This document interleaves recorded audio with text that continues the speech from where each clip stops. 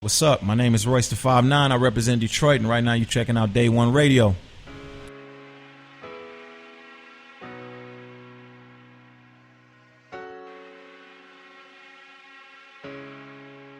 The business.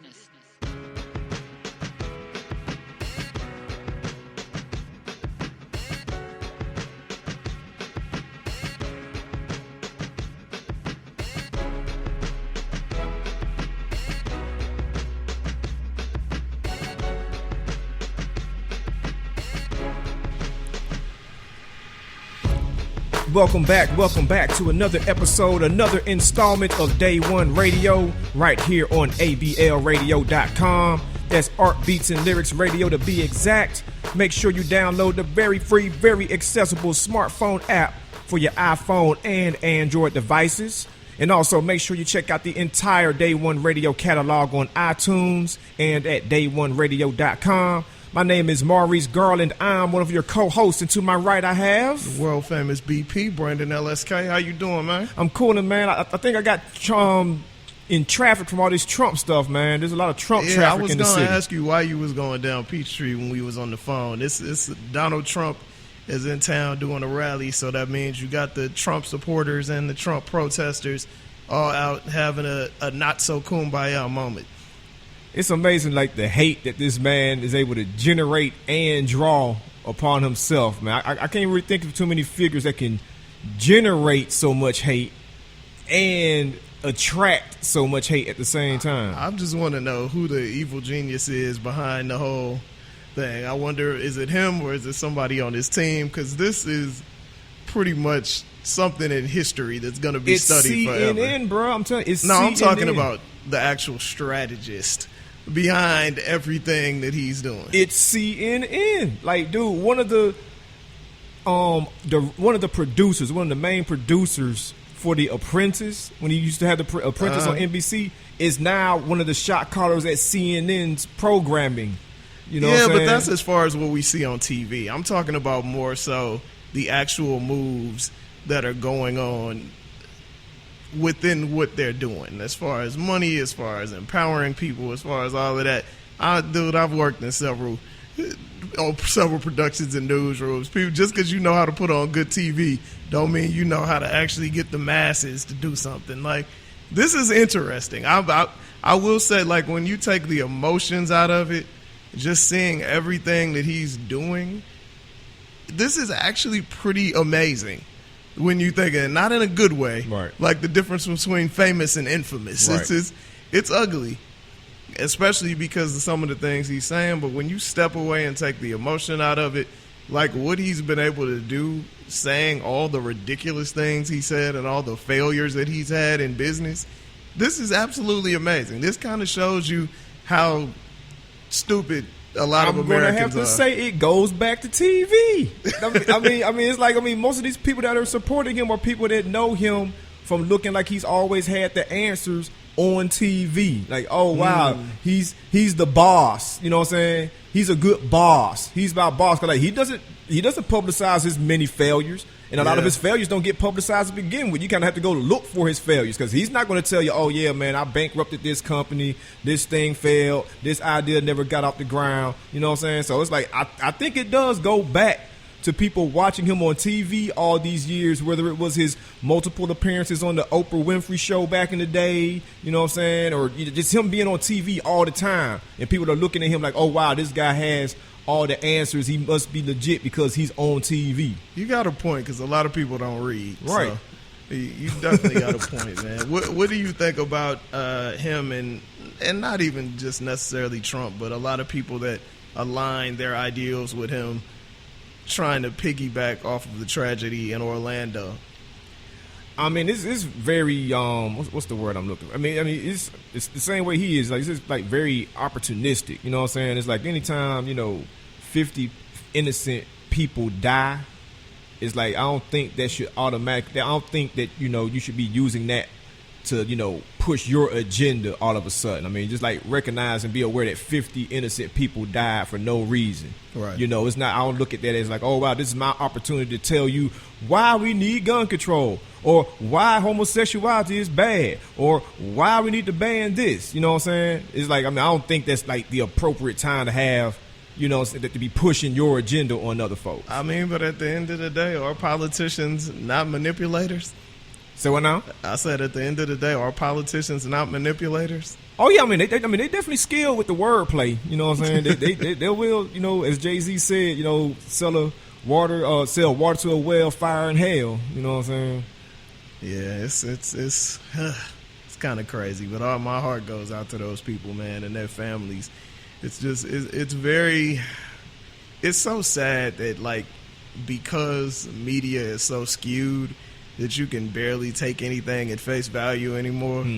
Especially that you hear, like, because it just sounds kind of crazy that one dude went into a place and shot 53 people, or actually shot 100 people. Yeah, and nobody got to him until the police. We see cameras everywhere. I mean, you ain't seen no footage of this. Like, it ain't nobody pulled out a cell phone. Right. Nothing.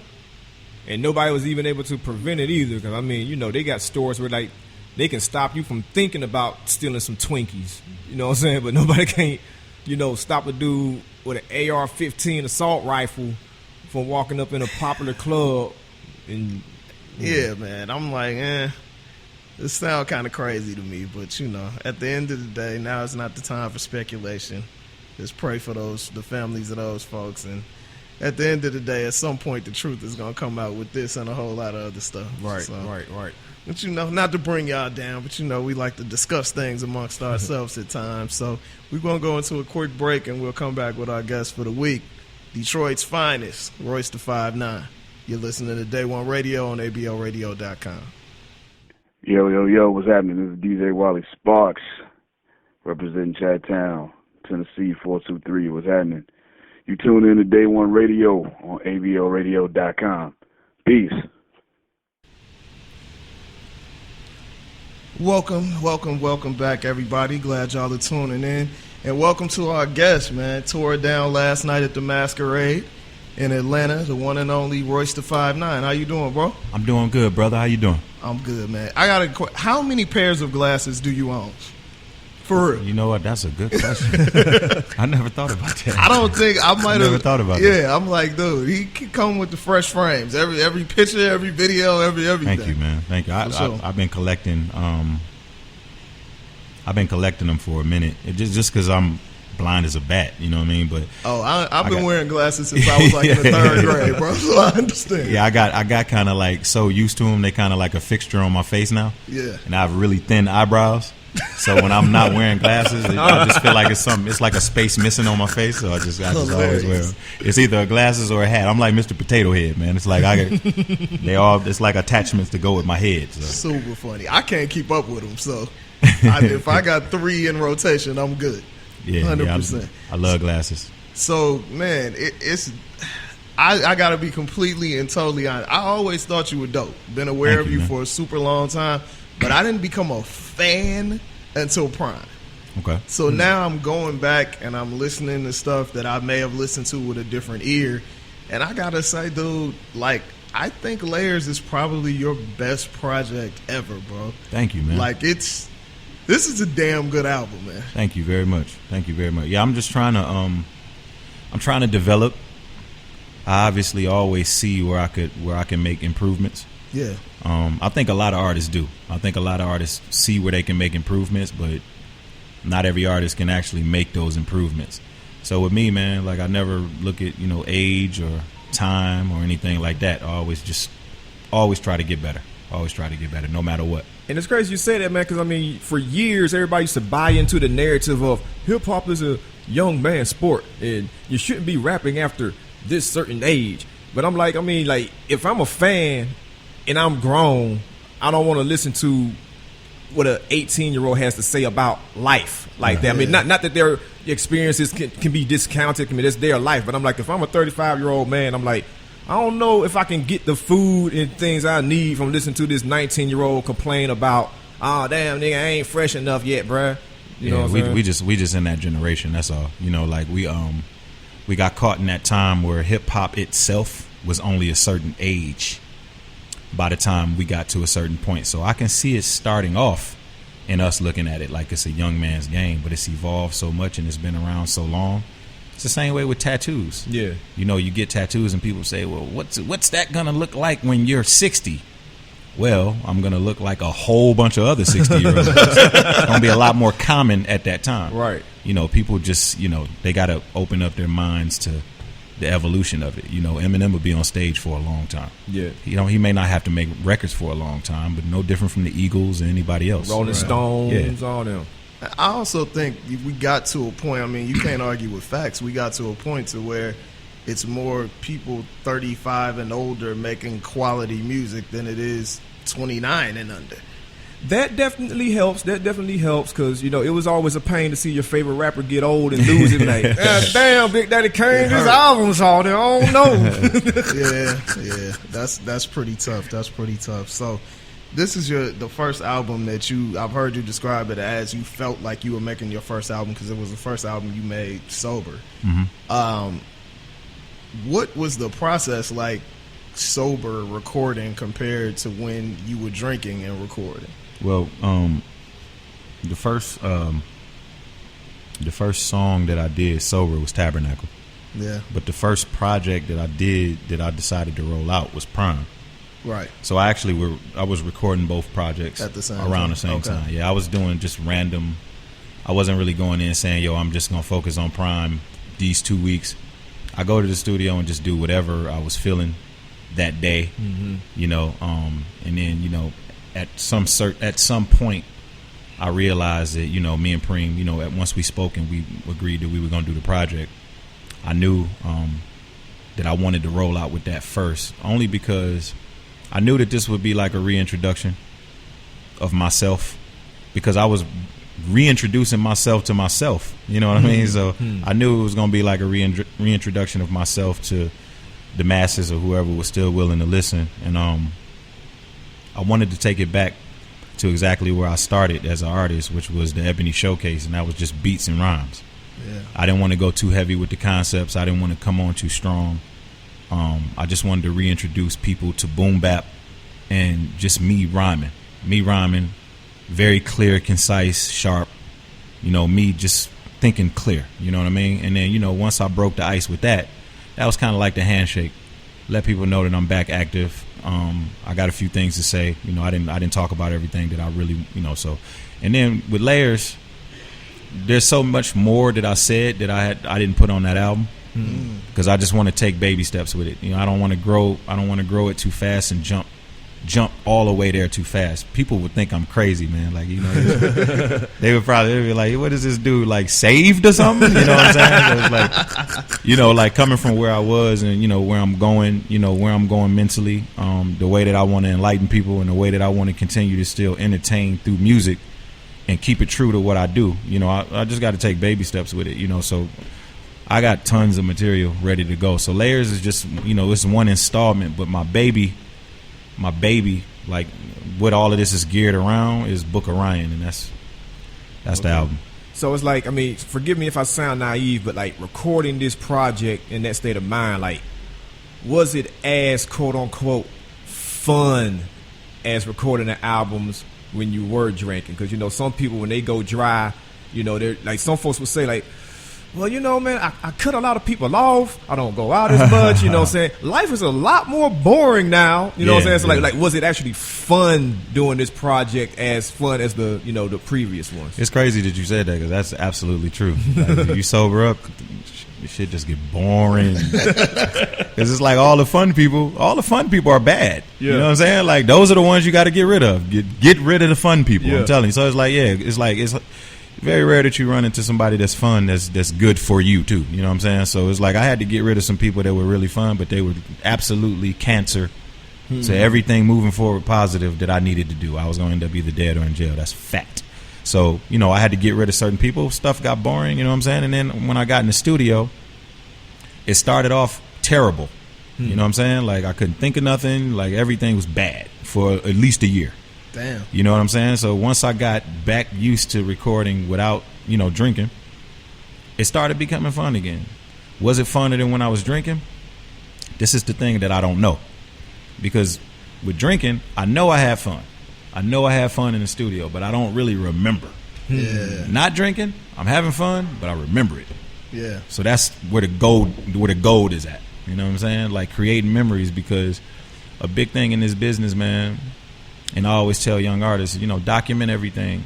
Stay sharp, document everything, and just hold on to memories, man. That's all you're going to have.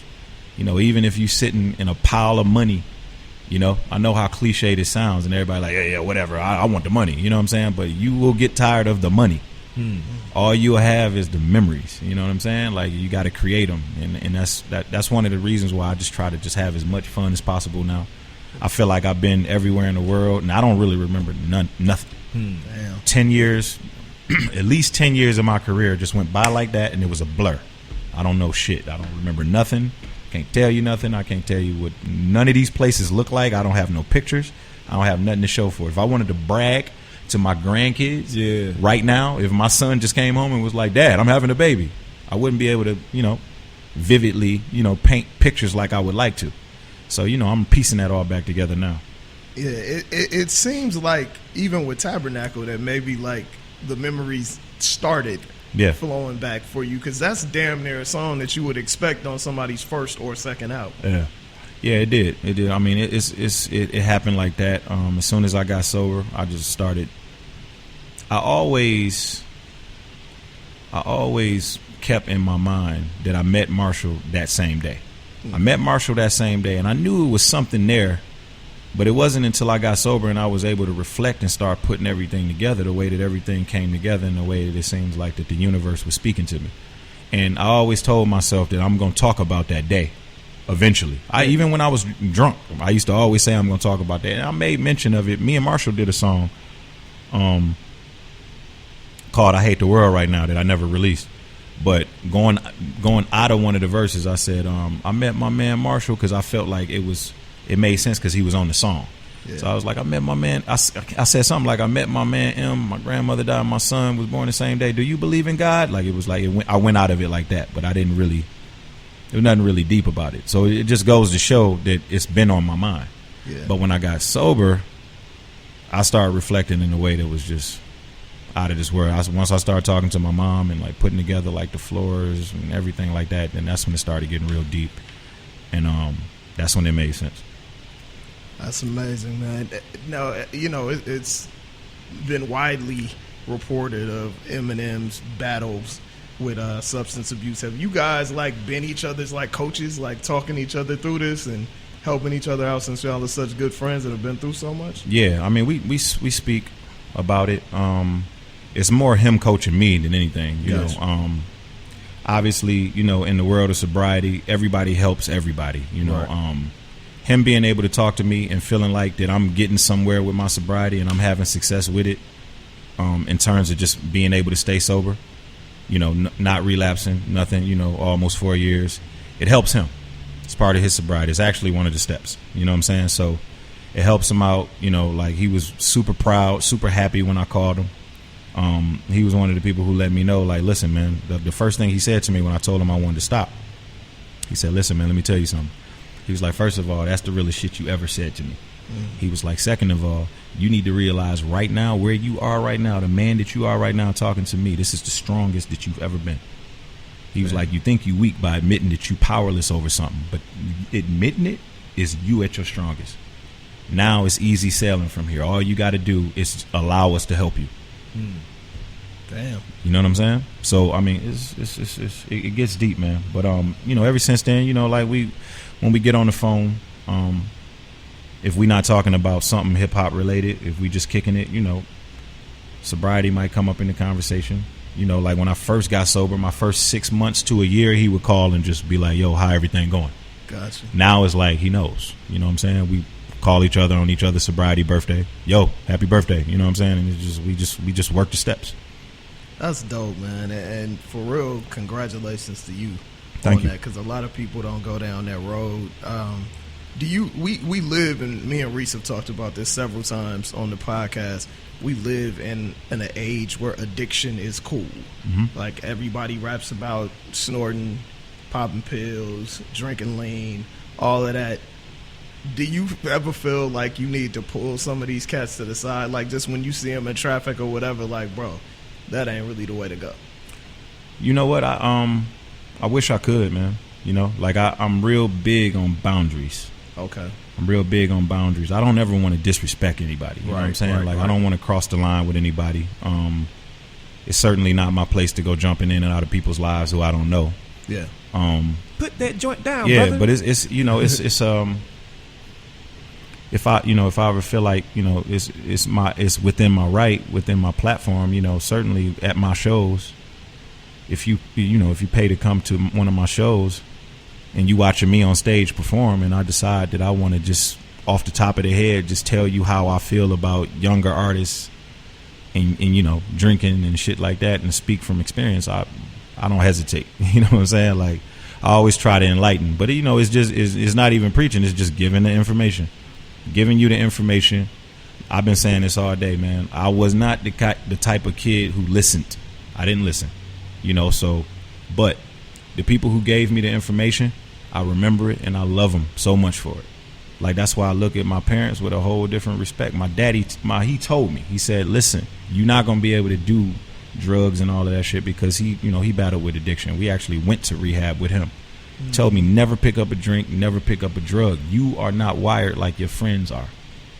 You think you're gonna be able to, it's gonna hit you like it hits them, and it's not gonna go like that. Yo, my parents told me the same shit, because I have addicts in my family on both sides. That and seeing cats go to jail and do real time is what I was like, I will never do anything beyond weed, ever. You know what I mean? And that's real though. But like you said, I listened. Yeah, because some of us listen, some of us don't. I didn't, and that's what I'm saying. Like, you can only give people the information. You can give them the information and hope that they listen. Shit, old Ice-T and LL Cool J videos did it for me, goddamn. I was like, shit, I ain't trying to end up like these dudes at the end of this High Roller video. You know what I'm saying? Yeah, that's real.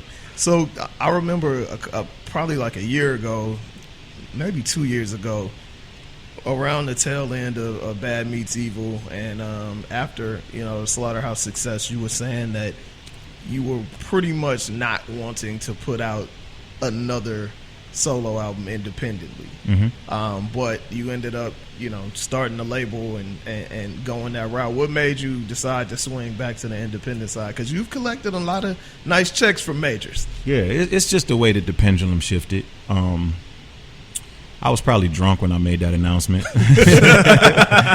You know, like, at that time, I felt like I worked so hard and everything was laid out for me, so I was kind of like speaking it into existence. Okay. But you can't be wasted all the time and expect things to go exactly for you like how you plan for them to go. You know, and even at that time, I wasn't speaking against, you know, doing things independent. At that time, I was actually partnered up with a guy who's a friend of mine to this day named Tony Booker.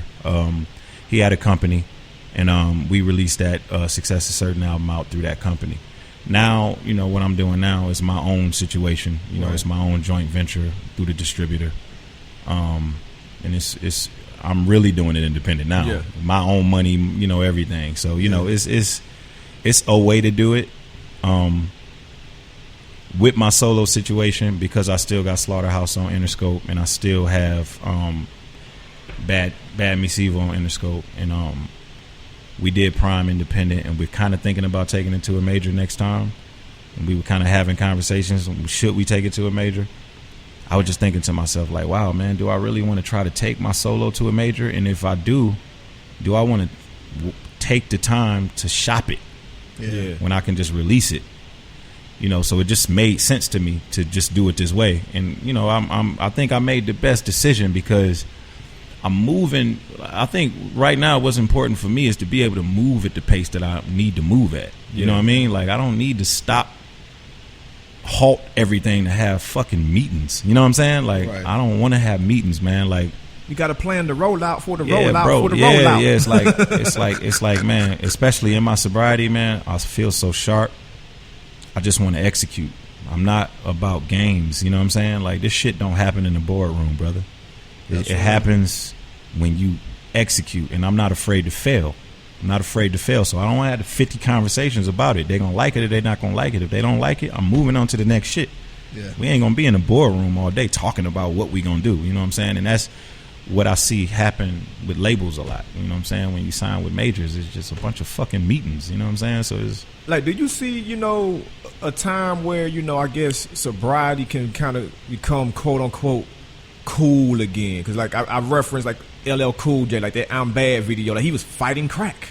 You know what I'm saying? Like, he was a superhero. You know what I'm saying? You had Rob Bass saying, "Don't smoke Buddha, can't stand cess." But you got the nigga's Jay. name was Rob Bass and his DJ was Easy Rock. Like, I mean, yeah, that's true. You know what I'm saying? Like, then you had cats like 50 coming out saying, "I drink vitamin water. I don't drink alcohol." You know what I'm saying? You didn't really hear about Jay, smoking weed all the time. The most you hear him rapping about is like, "I'm sipping Cristal on an island." You know what I'm saying? So, like, do you think that, sobriety can be like, quote unquote, cool again in hip hop? I think anything that we've seen in hip hop, if we've seen it before, we could see it again. Okay. I truly believe that it evolves that way. We almost don't have a choice but to see it again because of how drastic they're going with getting fucked up. Like they literally look like dope fiends now. You know what I'm saying? Nah, So you're right. It's only but so long that it can look this way before people get tired of it. Just like hip hop was in a very aggressive place. You know what I'm saying? Like aggressive content was in. You damn near had to be a gangster to sell records. Mm-hmm. And people got tired of people just being at each other all the time, and unity just started to look cool. Yeah. And definitely. like the quote unquote geeks started getting in position and things started to change, and now it's pretty taboo to put your hands on somebody. This is not full contact. This is not a full contact sport right now. This is flag football. Yeah. You know what I mean? So and it's fun to watch. It's fun to watch. And as an artist, that's when you get to tell, that's when you learn about yourself, and you learn, are you a true artist? Can you survive these changes? Like if you can't survive, if people aren't punching each other out, people aren't punching each other in the face, and you can't survive without punching somebody in the face, then maybe you wasn't that ill of a lyricist. You know what I'm saying? How amazing was it for you to go independent fully with your own company and have your first #1 solo album? I was glad that it happened now instead of before. I'm sure. But it always, things like that always come when you least expect it. I certainly didn't expect it. Anytime I gear up to roll out some music, I gear up just to roll it out, just like it's another piece of music, and I'm always ready for the next thing. You know what I'm saying? So when that happened, I'm not used to success all the time. You know what I'm saying? I'm more comfortable with things not going right. You know what I'm saying? I'm more comfortable with adversity. That's why people are always like, "Yo, man, why you don't never seem bothered?" I'm not bothered because this is what I'm used to dealing with. If it was just success all the time, it would feel weird to me. You know what I'm saying? So it's just like, the adversity is kind of what gets me out of bed in the morning, man. You know what I mean? So I didn't think to even stop to smell the roses. It just was like, wow, a #1 album? Okay, this is interesting. All right, well, let me just stay focused. You know what I'm saying? Like, let me stay focused and pinch myself, and let me just keep moving forward. Let me not get distracted by smelling the roses. And it seems like when I heard the news, for some reason it hit me as like actually being more genuine than the other #1s you hear about. Because like some of this music is so mass produced, and it's like it's kind of forced upon you to the point where it's like, oh, I'm at the grocery store, I'm picking up some oranges, some milk. Oh, here's the new song, so I might as well throw that in the cart. Even though I might not even like it, That's what I said on this song I got called "Which Is Cool." It's like some of these guys got the red carpet just rolled out for them. You know what I mean? Like, a lot of it is relationships and stuff. Like, I'm from Detroit. I'm not in the clubs all the time. I'm not running into all the top artists who, it's in your best interest to have a feature with them and all of that. I'm not. It's just me and the music. It's me and the music. I knew that when I took some time off and when I came back, it was going to be a little difficult for me to get people's attention. I knew I would probably have to put out a lot of music and just rap as much as I could until people paid attention. And that's just all I did. Some people turned to controversy. Some people, decide they want to go dissing people. I just wanted to rap. I just wanted to just take it back to, you know, what Rakim would have did. Yeah. Also on Layers, on a few songs, this is the first time we've really heard you get in depth with how you feel about certain things socially and politically. Was that a conscious effort? Like, let me let that part of my person out now? No, not. I didn't really make a conscious effort to do anything on the album. It just kind of, you know, when I got sober, things started flowing, and I think that side of myself started flowing naturally because I'm now forced to deal with everything in real time. You know, like I can't get away from it. You know, like the thing that just happened in Orlando, you know, it's kind of like if I was still drinking, I probably would have just seen it in passing on my timeline. Yeah. And I probably just would have been like, that's some fucked up shit, and just would have kept just getting drunk, you know. But, you know, like I probably wouldn't have went and read all of the articles, and it wouldn't have been in the front of my mind or top of my things to do list, because I never looked at myself like I had a platform, you know, like I never looked at myself like I can use this to change things, or I can use this. But, you know, when you dealing with everything in real time and you got compassion for the next person and you hear about these things and they affect you, it automatically makes its way into the studio. Right. You know what I mean? So that's kind of like what happened. It was just like I got so many different songs touching on so many different things. Layers is just a lineup of songs that I just picked for now. You know, it's so many different things that I'm doing. Like being from Detroit, man, it's like, you know, because we were just talking about this kind of before you got here. Like how do you feel about, you know, the idea of, you know, gentrification versus, you know, like them trying to like revitalize the city? You know, some people, they might look at it one way, like, okay, this is great that they're building all this new stuff here. You know what I'm saying? Others may be looking at, well, you're building on top of somebody else that was already there. Yeah. You know what I'm saying? I mean, it's tough, man. I think it depends on the city. When it comes to Detroit, I think we need new stuff downtown.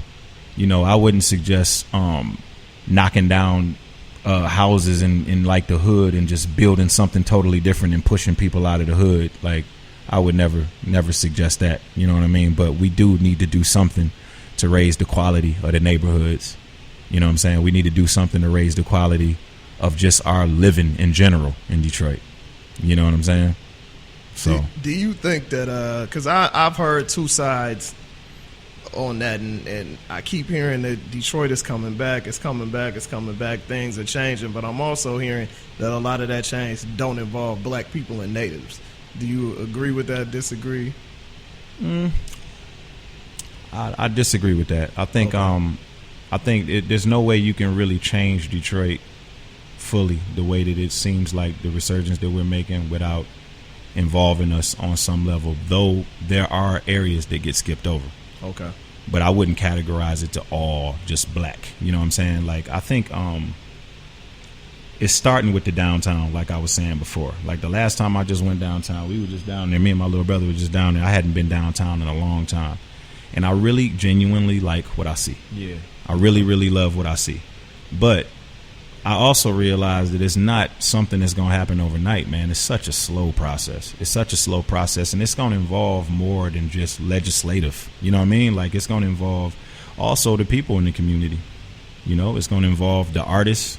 You know, we got to all start taking our little steps to build it. You know, we can build our own communities as well. You know what I mean? You know what I'm saying? Like, you know, there's a lot of guys, dope dealers just investing in buying small houses and real estate and stuff like that. Even if you're doing that, you know what I'm saying? Like, I can't tell anybody how to make their money, or I'm not going to promote drug dealing or anything like that. But if this is what you're doing with your money, be cognizant of raising the quality of the neighborhood, because you got to be here too. You know what I'm saying? And it takes a village, man. Definitely. Did you, Maurice? He's the noisy advocate of the show. You always watching the Vice. I'm not an advocate. You watched them. Did you watch the Vice joint they did on Detroit? No, I didn't see it. Yeah, I seen it, but I didn't click onto it. I didn't get a chance to watch it. Yeah, me either.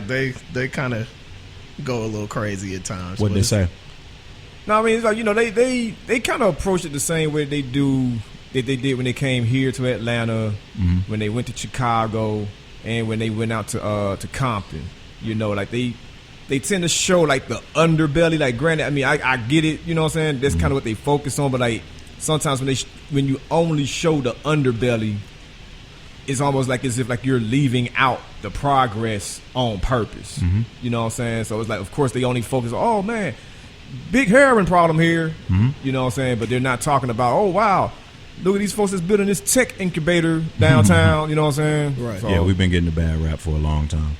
That's nothing new. You know what I'm saying? Like that's been happening. That's been happening, you know, forever. But you know, like you know, journalism. One of the parts of journalism, and I got a clear understanding of journalism, and you know, just TV and entertainment in general a long time ago. You know, like they're gonna give people what they think people want to see. Yeah.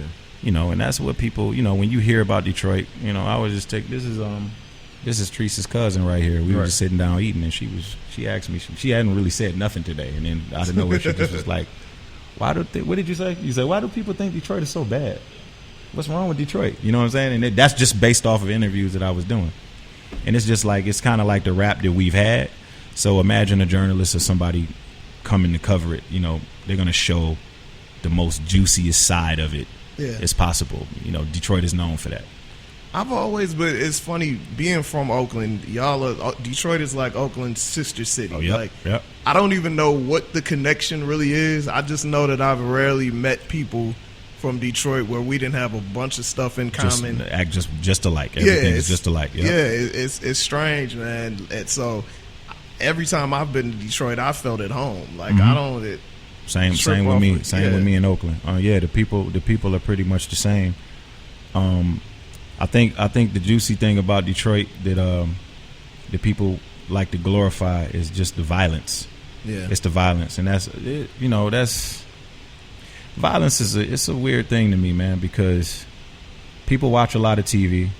They look at the statistics that people post on the news about Detroit, about the murders and stuff like that, and it's like, bro, it's not like as soon as you land in Detroit, somebody's just gonna come kill you because you're in Detroit. You know what I'm saying? Exactly. Like you gotta watch your surroundings. You gotta watch the situations that you put yourself in anywhere you go. Right. You know, like I was telling her earlier, man. It's like I'm not gonna land in L.A. and be like, all right, now take me to the Crip neighborhood because that's what I saw on training day. You know what I'm saying? Right. It's like, come on, man, just respect the natives. Respect the natives. Exactly. Respect the environment, and you know, like this. You know, there's always gonna be ups and downs anywhere. Gotcha. I know you're a big boxing fan, and recently you lost the GOAT, Ali. Yeah. How did that I think it affected so many people so many different ways because he touched a bunch of people in different ways with just his life, with just his walk. How did that affect you, man, when you heard about Ali passing? I think he lived a great life, man. I think he lived a great life. He was more than just a boxer to me. Yeah. He was a leader on so many levels. What was he, 74? Yes. 74? 74 is that's a full age. That's a very dope age for somebody who decided to shoot for greatness. Yeah. When you shoot for greatness, you're taking a risk of only surviving to 25. Tupac's age. Yeah, I was actually thinking Tupac when you said you know what I'm saying? So it's just like he shot for the stars. Yeah. He set out and accomplished everything, and he knocked down barriers for us. Not even just in boxing, but in music and everything. You know, he said things people wasn't willing to say. You know what I mean? And I feel like I salute him for life for that. You know, but given his medical condition, I don't know exactly what it was. That's Muhammad Ali. He's the greatest, man. I don't ever want him to suffer. I don't ever want him to suffer. I hope that vision was my vision of that. Hopefully, is his family around him and everybody just happy. Like it's okay. You can pass on to the next life. We know you love us. We love you. You served your purpose on this world. You didn't just come and exist. You made a difference, and you can go on to the next life, man, and live like the king that you are. Right. You know, and I don't know. I wouldn't have cried at that funeral, man. You rejoiced that. That's greatness. Home going instead of a funeral, definitely. Do you see Floyd Mayweather coming back? Oh yeah, I can see it. Really? I can see it coming. I don't think that he should. I don't think that he has to. I don't think that he has anything to prove, but he's so, man, boxers are so competitive, man. They're so competitive. So it's just like, you know, you look at the guys now, you look at the younger guys now, and they haven't reached that level yet, so they're still beatable. You Floyd Mayweather, you looking like, okay, if I act now, I can just get him out the way. You know what I'm saying? Right. Get another check real quick. Yeah. I worry about him, man, because I don't know how many times he can slip by. Yeah. Because it's like he's so great, but he's clearly Jordan when Jordan started shooting the fadeaway. Yeah. Not Jordan in Washington, but yeah, no, Jordan when he switched from his explosive game, yeah, when he developed a new game to where he didn't have to take you off the dribble so much. Right. It was like he was preserving his knees, and he was like just backing people down, and he was just shooting fadeaways, and he never missed. That's how Floyd is, man. It's like he's in the ring and he's exerting the minimal amount of energy, and he's literally beating you with his brain. Yes. You know what I'm saying? So it's just like these young athletic guys coming up. How long before they catch on to what he's doing, or how to get around it? It's only but so long. Nobody's ever beat age in boxing. That's Age is triumphant every time.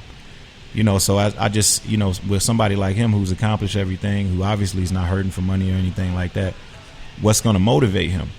You know, and then you're as great as he is, any opponent that he gets in there with is going to approach that fight like the fight of his life. Oh, most definitely. So that person is not going to be lacking in the motivated area. That person is going to be motivated to. That's James Buster Douglas against Mike Tyson every single time Floyd steps into the ring. Every time. That has to take something out of you too. Yeah. It's funny that you brought up Jordan. You have the most accurate and funny quote about why Jordan dresses the way that he does that I've ever heard. And I use this shit all the time when people make fun of him. You were like, if God gave Jordan a sense of style, it would just be unfair to everybody else in the world. This is true. Like, he has everything. You can't have it all, brother. You can't have it all. You know, and I'm sure there's some people who loves the way he dresses. You know? Yeah, right. Dude, carpenter jeans are never cool, bro. his clothiers and stylists probably Listen, like man, the way he dresses. Michael Jordan is so good at what he does. Yo, I don't care what he wears. Definitely. He gets the ultimate pass. Like he's so good, man. I don't even. Yo, you know what he need to wear? He need to walk around with his Bulls jersey on and his Bulls shorts every day. That's what he need to wear all the time, because that's all I see when I look at him. You know what I'm saying? Like he's not even a person no more. Right. It's like a god in a jersey. That's what he is. Thoughts on, and this is being from Oakland, I gotta ask you this. I love getting people's opinions on it. Thoughts on Andre Ward? Andre Ward is probably the best out there besides Floyd Mayweather. Yeah. Definitely, too technically advanced for any fighter to match. So it's not even close, man. Like, is he fighting Kovalev? Did they say that fight is gonna happen? I don't think they've said it 100% yet. If he's gonna fight Kovalev, if he goes up to 175 and fights him, it's a risk weight wise. Yeah. But I mean, he'll just stay away from him. He'll stay away from him and just outbox him. It looks like, but that's the direction that it seems like they're trying to push him in, is the light heavyweight.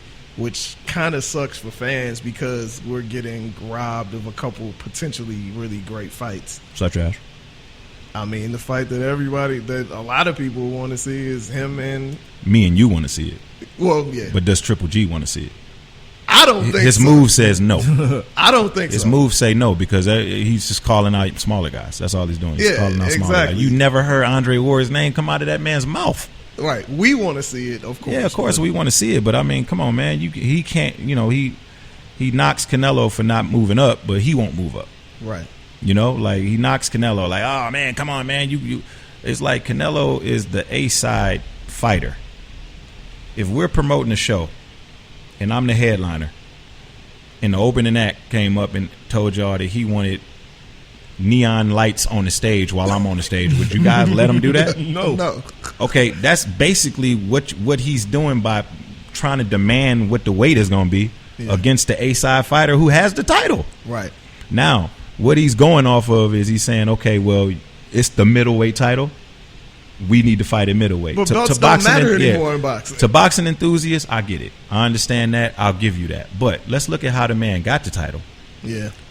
Cotto went and beat Sergio Martinez. I believe it was at a catchweight. Yeah. Cotto is not a 160-pound fighter. He went and fought Cotto at a catchweight and he just ended up with the title. Canelo don't fight at 160. Right. And he's the A side. He is the headliner. He's the one putting the money. most. Yeah, he's putting the most butts in seats at these events. He's saying, come down a couple pounds and I'll fight you. Triple G saying, no, you come up to 160. I don't think that's fair. Right. If you want to be great, Triple G, you got to start moving around in weight just like all the other great champions. Else, all the great champions have done it. Bernard Hopkins stayed at 160 for 10 years straight. He stayed at 168 for 10 years straight. One of those weights for 10 years straight. And then it wasn't until he started moving around in weight and pushing himself is when he reached superstardom. Yeah. You're not going to, and there's no really big fights at 160 for Triple G. That's why he's not a huge star like that. Definitely. Yeah, it's crazy. Like, it's such a political thing where their people are going to push them to do this or push them to do that. And unfortunately, we get robbed of a lot of great bouts. It's been like this since boxing started, man. True. It's always been a business. I feel like we have less stars now, though, than we had in the 80s or 90s. So we really want to see these guys fight. Yeah. I mean, well, I think the fight is going to happen. I think they're just trying to build it up. And the Floyd and Manny thing ruined a lot of things. Yeah. You know, so a lot of promoters are trying to follow that blueprint. Speaking of building up, man, like you've got your younger brother out on tour with you, man. Mm-hmm. Kid Vicious. Yeah. Like, what has that been like, man? Because a lot of times, when you've been in the game for so long and you've seen the pitfalls and the worst that it has to offer, then you got your little brother come, hey, bro, I want some of that too. You know what I'm saying? So it's like, yeah, I mean, it's cool. I obviously watch him very close.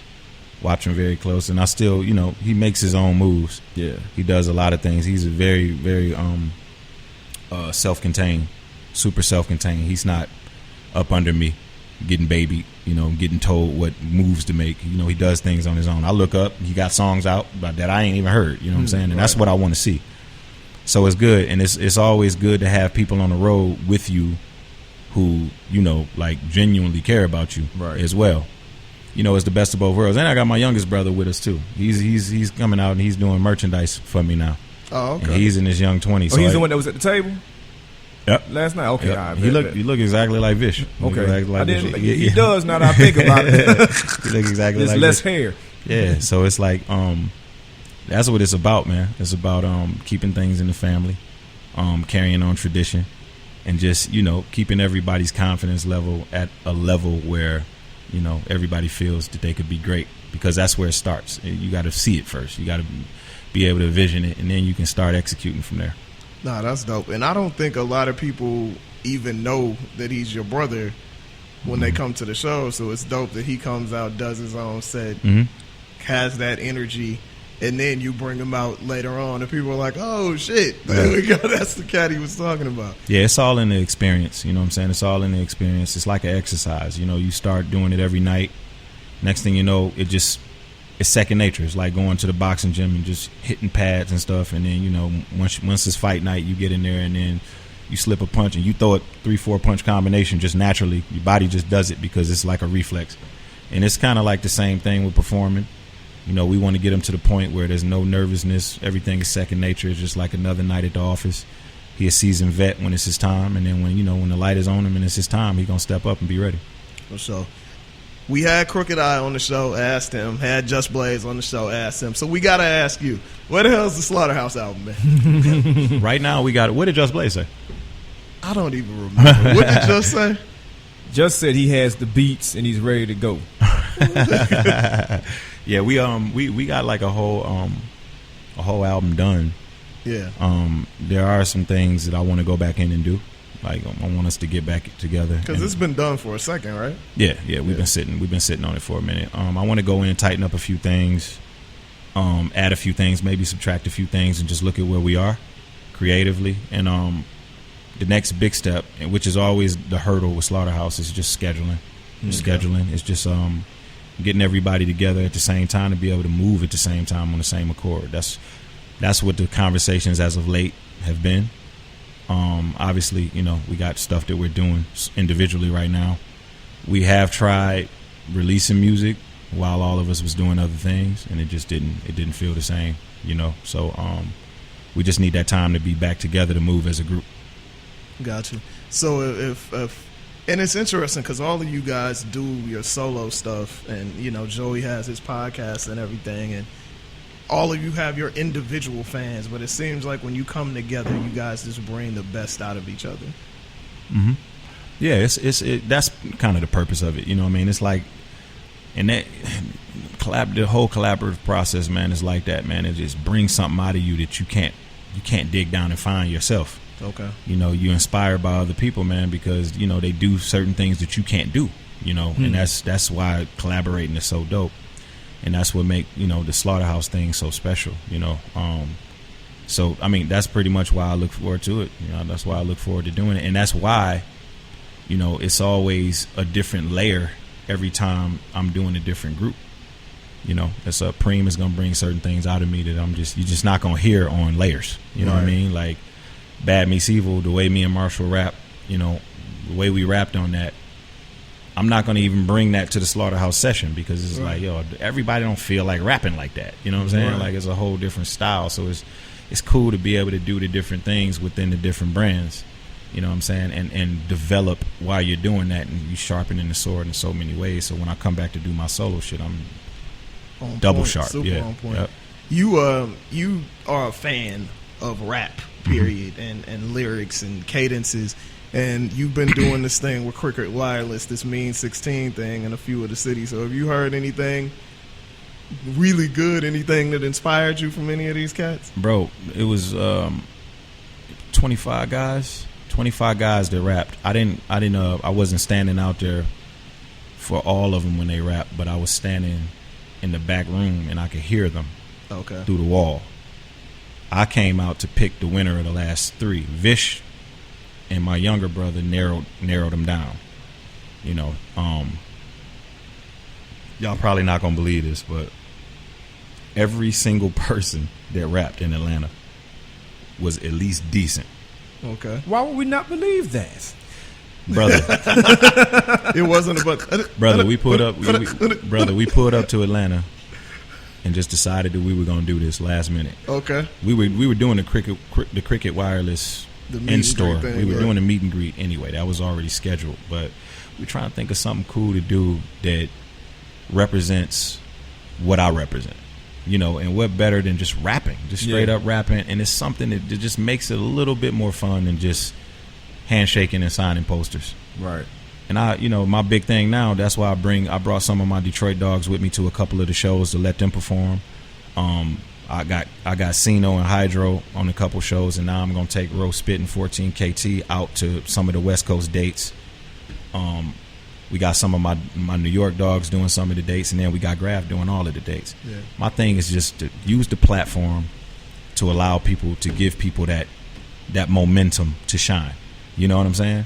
Don't be the older guy who is complaining about the state of things. Be the change that you want to see. That's the thing that I'm living by.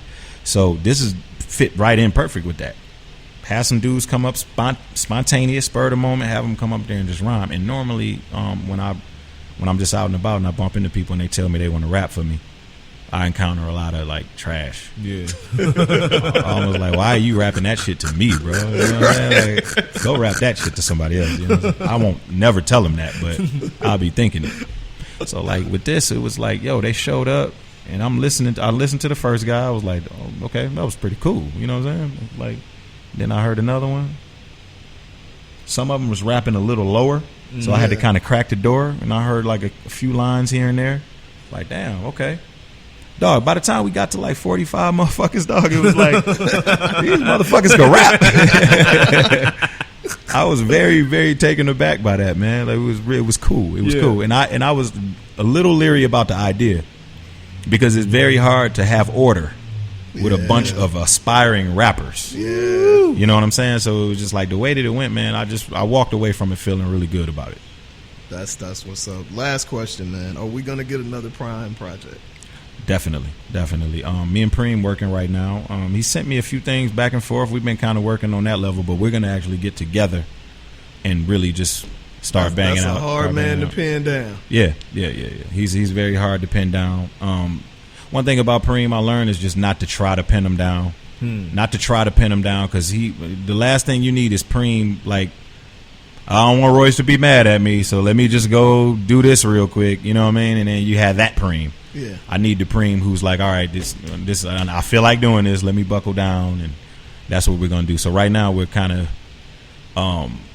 we're not looking at a date yet. What we're gonna do is we just gonna start recording and see where everything goes. We're off to a amazing start. We're off to an amazing start with it. So I feel good about that too. Man, I appreciate you coming through. More dates left on the tour, right? Yeah, we going to Austin tomorrow, then Dallas, Austin, Dallas, Houston. This is in no particular order. We're gonna hit Texas. You know what? I just put the dates in my notepad. Yeah, so we're going to Austin, then Dallas, then Houston, then Denver, then Phoenix, then Orange County, Los Angeles, Oakland, Sacramento, Portland, and then Seattle. And that last date is the 29th. And then make sure y'all go out and support the Layers tour. It's well worth it. Royce takes this job serious. I swear I saw him take some kind of echinacea shot like after every song. Bro, let me tell you something. Let me tell you what I did, man.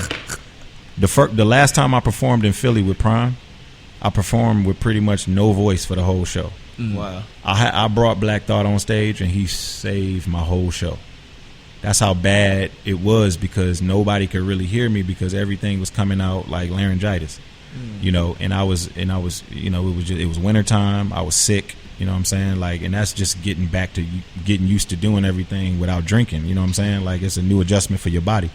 So, you know, 40 something shows in, I get to Boston, you know, they super turned up out there. I go out there, first song, second song, I'm pushing it. I'm like yelling the lyrics because they so turned up. I damn near wanted to stage dive. And just like that, boom, voice gone, completely gone. And guess what the next show was? Philly. So when I got to Philly, I went to the hospital. And he gave me a steroid shot. And that basically, he shot me with a steroid. It goes into your body, and it tries to fix whatever it feels is wrong, you know. So it basically helped my vocal cords to strengthen my vocal cords back up, because basically they were strained from so many shows. Royce the 5'9" has reached superstar status. They usually only do that. You only hear that for like Alicia Keys. You know what I'm saying? Yo, man, I had to do what I had to do. So when I did that, I went and did the show, and I was fine. You know what I mean? So I mean, that pretty much was it, man. So after that Philly show, I've been smooth sailing ever since. Doubt. So make sure y'all catch the PED tour. You know what I'm saying? And that stuff that I was spraying, that's funny. That stuff that I was spraying, it was something recommended by Singers. It's called Singers something. You get it at Whole Foods. Okay. And it's kind of like throat coat tea, but it's like a spray that you can spray pretty much directly on your vocal cords, and it coats your vocal cords, and it allows you. It's really for singers. It doesn't work as well for rappers, so I had to use like a lot more because I'm like literally up there yelling at this horrible sound, man. You know what I'm saying? So yeah. I had to do what I had to do. That was a process. I had to get on my PEDs, man. You know, I was on my Manny Pacquiao shit up there. Yeah. So we appreciate it, man. Thank you for listening. You're listening to Day One Radio and ABLradio.com, and we'll see you next week.